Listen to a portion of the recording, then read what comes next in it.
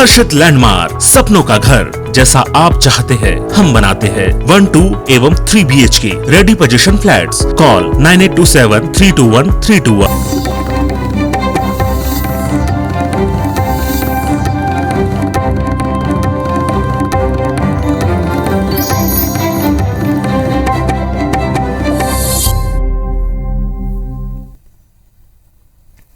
नमस्कार, स्वागत है आप सबका। मैं हूं पुनीत पाठक और मध्य प्रदेश की खबरों को विस्तार से जानेंगे। सबसे पहले बात उपचुनाव की।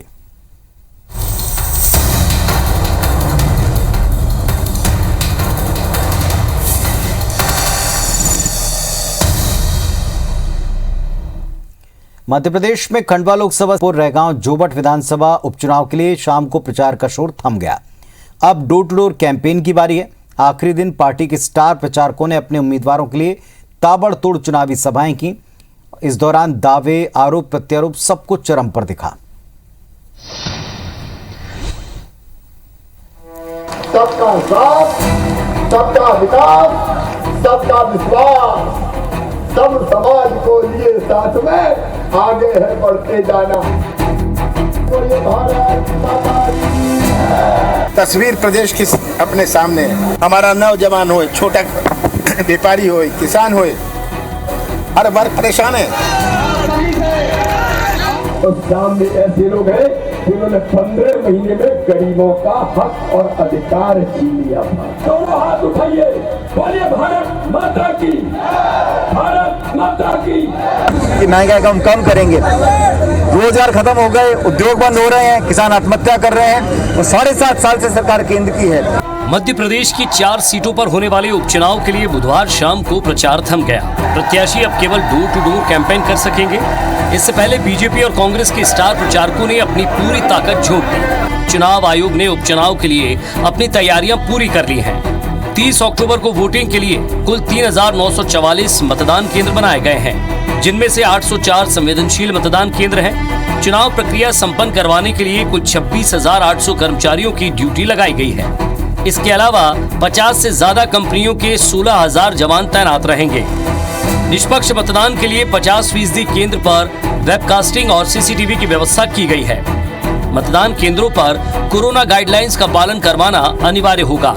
नई गाइडलाइन के तहत एक मतदान केंद्र पर अधिकतम 1200 मतदाता हो सकते हैं। 4 सीटों पर हो रहे उपचुनाव में कांग्रेस की तरफ से निर्वाचन आयोग में 50 शिकायतें की गई हैं। बीजेपी ने कांग्रेस की 60 शिकायतें की हैं। चुनाव प्रचार थमने के साथ ही बीजेपी और कांग्रेस दावा कर रही है कि जनता का आशीर्वाद उन्हें ही मिलेगा। आज भी खाद्य बिजली का संकट है। आज भी यदि बात करें तो युवा रोजगार को लेकर दर दर भटक रहा है। सारी बातें हमने जनता तक पहुंचाई। कांग्रेस ये 4 सीटें भारी बहुमत से जीतेगी। दमों का इतिहास हम इन 4 उपचुनाव में भी दोहराएंगे। नहीं, देखो, दोनों ही त्योहार हैं। ये हमारा सामाजिक त्योहार है और लोकतंत्र में चुनाव भी एक त्योहार होता है, इसलिए लोग दोनों ही चीज़ों में रुचि ले रहे हैं। हमें उम्मीद है कि लोकतंत्र का जो त्योहार है, जिसका 30 तारीख को पूर्णाहुति होना है, उसमें भी बढ़ चढ़कर लोग भाग लेंगे। बहरहाल चुनाव प्रचार थम चुका है। अब सबको शनिवार का इंतजार है, जब प्रत्याशियों की किस्मत EVM में कैद होगी। हालांकि 4 सीटों के नतीजों से सरकार पर कोई असर नहीं आएगा। चुनाव आयोग की नजर प्रत्याशियों पर रहेगी। ये उपचुनाव मध्य प्रदेश में शिवराज सरकार और केंद्र सरकार के कामकाज की परीक्षा की घड़ी है। खंडवा की जीत कांग्रेस को लोकसभा में नेता प्रतिपक्ष के अधिकार की ओर एक और कदम बढ़ाएगी, तो विधानसभा की सीट बीजेपी संगठन में वंशवाद से दूरी के नए प्रयोग और शिवराज सरकार के कोरोना काल में जनता के काम का सर्टिफिकेट देगी। लिहाजा आने वाले 72 घंटे निर्णायक रहने वाले हैं। नासिर गौरी, दीपक यादव, विजेंद्र पांडे के साथ सुधीर दंडोतिया, IBC 24 भोपाल।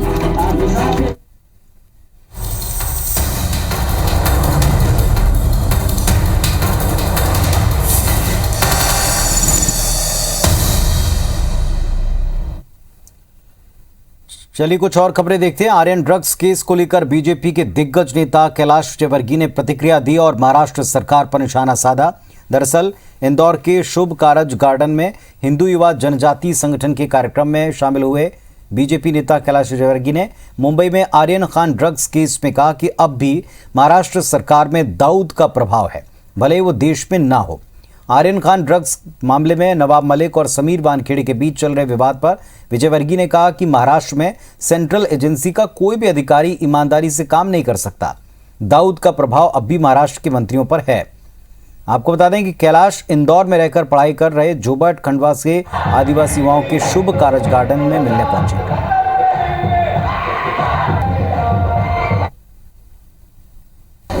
देखिए, महाराष्ट्र के अंदर कोई भी सेंट्रल एजेंसी का ईमानदार अधिकारी काम नहीं कर सकता, इससे साफ पता लगता है। आज भी दाऊद भले ही हमारे देश में नहीं है, पर उसका प्रभाव कहीं ना कहीं महाराष्ट्र की सरकार के मंत्रियों पर है। मध्य प्रदेश की कुछ जेलों में पैसों से जुड़ा एक गंभीर मामला सामने आया। जेल में कैद सजायाफ्ता कैदियों ने डिजिटल फ्रॉड के जरिए बैंक खाते खाली कर दिए, जबकि जेल के दस्तावेजों में कैदियों के बैंक खाते भरे हुए दिख रहे हैं। कोरोना काल में कैदियों की इस करतूत ने जेल महकमे पर बड़ा सवाल खड़ा कर दिया। साथ ही एक और प्रश्न भी कि आज खाता खाली किया है, कल कोई और कांड भी कर सकते हैं।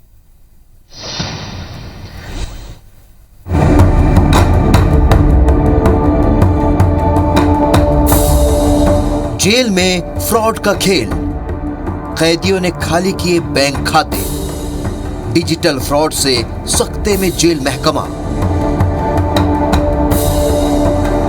राजधानी भोपाल की जेल में सजायाफ्ता कैदियों ने अपने खाते ही खाली कर दिए। हैरान करने वाली इस खबर के पीछे की कहानी जानकर आप भी चौंक जाएंगे। दरअसल कैदियों को काम के बदले पैसे मिलते हैं। एक दिन के 72 रुपए दिए जाते हैं। जेल महकमा कैदियों का खाता खुलवाता है। कैदियों का पारिश्रमिक उनके खाते में जाता है। कैदी की रिहाई पर उसे पैसे दिए जाते हैं। इसी राशि को कैदियों ने पैरोल के दौरान निकाला। इस धांधली का खुलासा होने के बाद भोपाल सेंट्रल जेल के अधीक्षक दिनेश नरगावे ने सभी कैदियों की पैरोल रोक दी और चुपके से परिजनों को हिदायत दी कि जितना पैसा था वो बैंक में जमा कर दिया जाए। जेल सूत्रों की माने तो इन कैदियों के कुछ परिवार तो ऐसे हैं जो ये रकम बैंक में भरने की स्थिति में नहीं है। अब हालात ये हैं कि जेल विभाग सवालों के घेरे में है। कांग्रेस का कहना है कि मामले पर तत्काल संज्ञान लेते हुए जेल अफसरों पर कार्रवाई करनी चाहिए। दुर्भाग्य की घटना है कि इसके ऊपर संज्ञान लेना चाहिए और ध्यान रखना चाहिए कि इन प्रकार की गलतियां, क्योंकि ये छोटी छोटी गलती करके ही बड़े कांड होते हैं। कहीं ना कहीं बड़े बड़े सजायाफ्ता जेलों के अंदर बन रहते हैं, जिनके ऊपर निगरानी रखने की जरूरत है, स्पष्ट रूप से ध्यान रखने की जरूरत है। दरअसल कोरोना काल में जेलों में भीड़ कम करने के लिए कैदियों को बारी बारी से कुछ समय के लिए पैरोल पर छोड़ा गया, जिसके बाद कैदियों ने कियोस्क वालों के जरिए और डिजिटल फ्रॉड के जरिए बैंक खाते खाली कर दिए। ऐसे करीब 50 कैदी हैं। वहीं जेल महकमे को इसकी खबर तक नहीं है। कैदी ब्रिज किशोर, प्रमोद, विक्रम को जुर्माना भरना था। कोर्ट ने 10,000 रुपए जुर्माने का आदेश दिया था। जेल अधीक्षक ने रकम के लिए बैंक को पत्र लिखा। पता चला कैदी विक्रम का बैंक अकाउंट खाली है। इस फर्जीवाड़े से जेल प्रशासन में हड़कंप मच गया। जब मामला गृह और जेल मंत्री नरोत्तम मिश्रा के पास पहुंचा तो उन्होंने जांच के आदेश दिए। जेल अधीक्षक से भी बात हुई है, मैंने डीजी जेल से भी बात की है कि इसमें किसकी गलती कैसे है। मुझे जेल अधीक्षक की गलती इसलिए नहीं लगती है प्रथम दृष्टया कि वो खाते से निकल सकता है पैसा कहीं भी अंगूठा लगा के, पर देख रहे हैं जांच के लिए आदेश कहा है, जो भी जांच में आएगा कार्रवाई करेंगे। कैदियों के डिजिटल फ्रॉड को लेकर जेल विभाग से रिटायर्ड अधिकारी का कहना है कि जेल अधीक्षक के मुहर के बाद ही कोई पैसा निकलता है। कहीं न कहीं बैंक या फिर जेल विभाग की लापरवाही तो है। इस संबंध में जेल अधीक्षक कुछ भी किसी तरह की कार्रवाई नहीं कर सकते हैं, क्योंकि जेल अधीक्षक को तो मालूम ही नहीं, वो तो ऑफिस में बैठे हुए हैं और बंदी पैरोल अवधि में गया हुआ है। पैरोल अवधि में वो क्या कर रहा है, इसके संबंध में जेल प्रशासन को किसी तरह की कोई खबर नहीं लग पाती है। भोपाल सेंट्रल जेल पर लापरवाही की बंदिशों पर लगाम नहीं लग पा रही। ये बहुत बड़ी लापरवाही है। अभी कैदियों ने खजाना खाली किया, कल कुछ बड़ा कांड भी कर सकते हैं। ऐसे में इस पर कड़ी कार्रवाई और निगरानी की जरूरत है। सत्येंद्र सिंह भदौरिया, IBC 24, भोपाल। अशोकनगर के नगरपालिका के अकाउंटेंट महेश दीक्षित के ग्वालियर के घर पर ईओडब्ल्यू ने छापा मारा। अकाउंटेंट का सुरेश नगर में 3 मंजिला आलीशान मकान मिला है, जिसकी कीमत 1 करोड़ रुपए से ज्यादा है। इसके अलावा ग्वालियर भिंड की सीमा पर सेंथरी गांव में करोड़ों की जमीन के दस्तावेज मिले। घर से लाखों के जेवरात, कैश और अन्य बैंक से जुड़े दस्तावेज भी मिले हैं। घर पर अकाउंटेंट महेश नहीं मिला, वो छापे से पहले गायब हो गए। दरअसल अकाउंटेंट ने साल 1990 में मात्र 950 रुपये से नौकरी की शुरुआत की। 31 साल की नौकरी में उसने करोड़ों की संपत्ति बनाई। ईओडब्ल्यू के अफसर दस्तावेजों की जांच कर रहे हैं। अकाउंटेंट भांडेर, आंतरी, बिलहुआ, भिंड में सीएमओ के चार्ज में रहकर ये संपत्ति अर्जित करना पाया गया।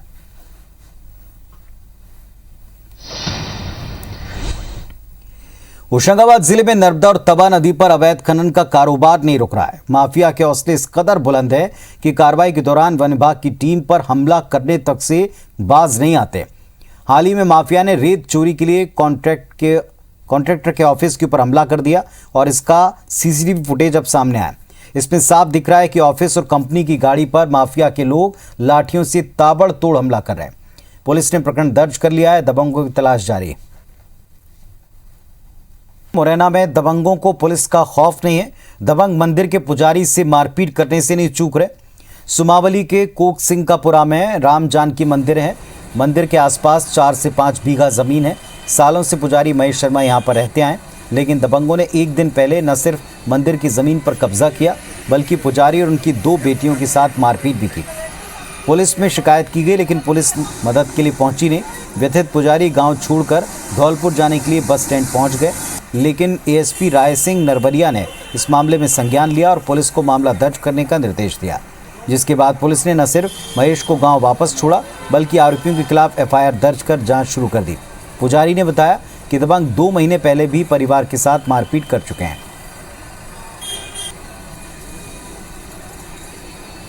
इस फैमिली का ये है कि इनको मंदिर की पेटे से जो है 3 बीघा ज़मीन है वहाँ पे, उसको जोतते खाते आ रहे थे। इन्होंने वहीं अपने किसी जान पहचान वाले गुर्जर हैं उनको दी थी और वो जो है इनका कहना है कि साहब ने भाड़े पे दिया था। उसका अनावश्यक कोई हस्तक्षेप करेगा जिसका पास लीगल टाइटल है तो उसके खिलाफ वैधानिक कार्रवाई करने के लिए थाना प्रभारी को बताया। राजधानी भोपाल की करौंद अनाज मंडी पर पार्सल लाने के बहाने शॉप में घुसे एक बदमाश ने अनाज व्यापारी पर कट्टे से फायर कर दिया। हालांकि निशाना चूकने से गोली कांच को तोड़ते हुए दीवार में जा धंसी और व्यापारी की जान बच गई। व्यापारी का कहना है कि बदमाश हत्या की नियत से उस पर फायर कर रहा था। फिलहाल निशातपुरा पुलिस ने गोली चलाने वाले बदमाश की तलाश तेज कर दी है। घटनास्थल के आसपास के सीसीटीवी फुटेज खंगाले जा रहे हैं। घटना के 24 घंटे से ज्यादा बीत जाने के बाद भी अब तक पुलिस को कोई बड़ा क्लू नहीं मिला है। शूटर तक वो पहुंच सके ऐसा अब तक हुआ नहीं। दूसरी तरफ इस घटना के बाद अनाज व्यापारियों में सुरक्षा को लेकर चिंता है। उन्होंने सुरक्षा देने की मांग की।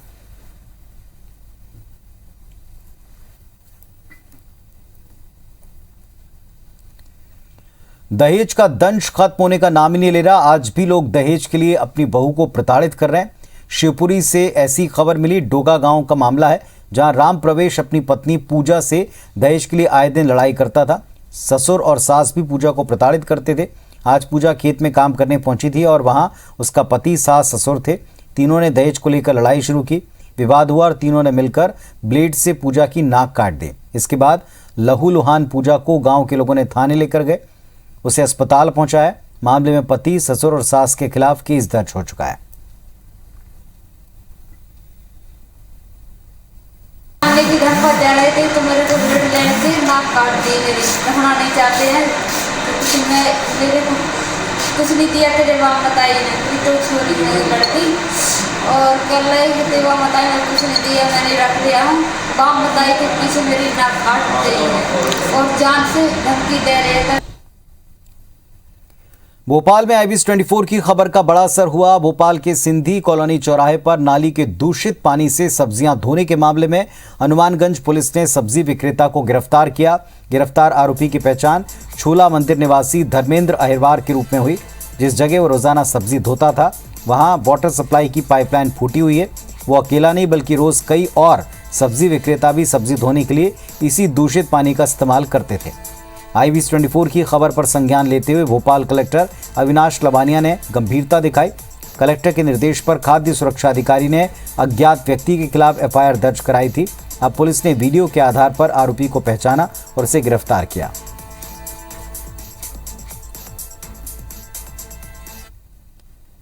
जबलपुर में हाथ में कुल्हाड़ी और पेट्रोल से भरी बोतल लेकर पुलिस अधीक्षक कार्यालय पहुंचे एक वृद्ध का वीडियो सोशल मीडिया पर वायरल हो रहा है। बताया गया, पुलिस अधीक्षक कार्यालय पहुंचा वृद्ध सुनवाई न करने से नाराज था। वायरल वीडियो 26 अक्टूबर की शाम का बताया गया। जिस वक्त अज्ञात वृद्ध हाथ में कुल्हाड़ी और पेट्रोल लेकर एसपी ऑफिस पहुंचा था, उस वक्त ऑफिस में एसपी सिद्धार्थ बहुगुणा के अलावा अन्य पुलिस अधिकारी अपने चेंबर में बैठकर काम कर रहे थे। हिम्मत करके कुछ पुलिसकर्मियों ने वृद्ध को बातों में उलझाने की कोशिश की। बुजुर्ग सिर्फ बार बार यही कहता रहा कि आधारताल थाने में उसकी सुनवाई नहीं हो रही, जिसके बाद पुलिसकर्मियों ने बुजुर्ग को आराम से बैठकर उसको परेशानी बताने के लिए कहा। तभी एसपी के रीडर संजय मिश्रा ने वृद्ध से कुल्हाड़ी और पेट्रोल की बोतल झटके से छुड़ा ली, जिसके बाद बुजुर्ग एसपी ऑफिस से बाहर भाग गया। पुलिसकर्मी जब तक वृद्ध को रोक पाते वो ऑटो में बैठकर वहां से निकल गया। जानकारी मिलने के बाद एसपी सिद्धार्थ बहुगुणा ने पुलिसकर्मियों को वृद्ध का पता लगाने के निर्देश दिए हैं।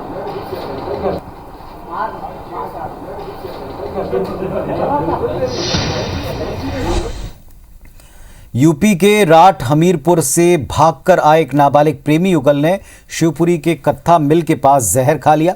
जब हालात बिगड़ी तो किशोर पास में मौजूद एक मेडिकल स्टोर पहुंचा और दुकानदार से बचाने की गुहार लगाने लगा।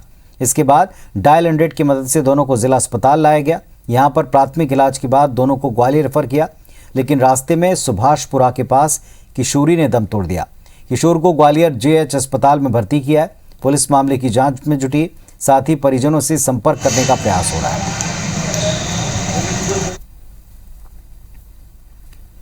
मध्य प्रदेश सरकार ने किसी भी प्रकार के कार्यक्रम की शुरुआत कन्या पूजन से किए जाने की घोषणा की है और इसके बाद अब किसी भी प्रकार के सामाजिक या राजनीतिक आयोजन में कन्या पूजन को विशेष महत्व दिया गया।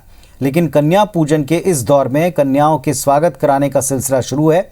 मध्य प्रदेश विधानसभा अध्यक्ष गिरीश गौतम के द्वारा 7 दिनों की जनसंपर्क साइकिल यात्रा निकाली जा रही।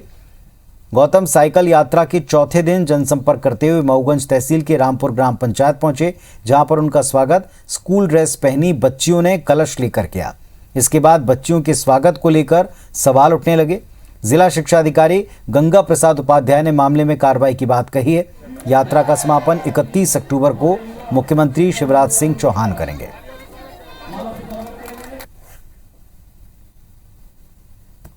अब इसके संबंध में अभी तो मुझे जानकारी ही नहीं थी। अब जानकारी अभी मिल रही है। अब इसमें हम देखेंगे वास्तविकता क्या, हकीकत क्या है, और फिर इसमें जो उचित होगा वो कार्रवाई की जाएगी। प्रसिद्ध गांधीवादी विचारक और पद्मश्री से सम्मानित डॉक्टर एसएन सुब्बा राव का आज निधन हो गया। 92 साल की उम्र में सुब्बा राव ने जयपुर के एसएमएस अस्पताल में अंतिम सांस ली। सुब्बा राव गांधीवादी विचारक थे। उनका जन्म कर्नाटक के बंगलुरु में 7 फरवरी 1929 को हुआ था। जानकारी के मुताबिक बीते 6 दिनों से सुब्बा राव अस्पताल में भर्ती थे। मंगलवार शाम को हार्ट अटैक आने के बाद उनकी तबीयत ज़्यादा बिगड़ी, उन्हें बचाया नहीं जा सका। सुब्बा राव का मध्य प्रदेश के मुरैना जिले के जौरा से खास लगाव रहा। मुरैना में 672 डकैतों का आत्मसमर्पण करवाया था। आज शाम तक जौरा गांधी आश्रम में एसएन सुब्बा राव का पार्थिव शरीर लाया जाएगा। जौरा में डकैत समर्पण स्थल पर उनका अंतिम संस्कार किया जा सकता है। सुब्बा राव का चंबल अंचल में खासा प्रभाव रहा है। अपने विचारों के बलबूते उन्होंने चंबल में डकैतों को शांति का रास्ता दिखाया। 14 अप्रैल को कई बड़े डकैतों के सरेंडर के बाद चंबल अंचल भी सुर्खियों में आया था। इतने महान एक गांधीवादी, हम सबके लिए प्रेरणा स्रोत, हजारों युवाओं का, लाखों लोगों का प्रेरणा स्रोत, उनका निधन होना इस देश के लिए कितने दुखदायी खबर है, ये मैं जानता हूँ। भाई जी ने अपना संपूर्ण जीवन 14 वर्ष की उम्र से राष्ट्र की सेवा में, सबसे पहले आज़ादी के संघर्ष में उन्होंने अपना योगदान दिया और हिंदुस्तान से बाहर गांधीवाद को जीवंत बनाने का काम भाई जी ने किया। तो इस बुलेटिन में फिलहाल इतना ही। खबरों और अपडेट्स के लिए आप देखते रहें IBC 24। नमस्कार।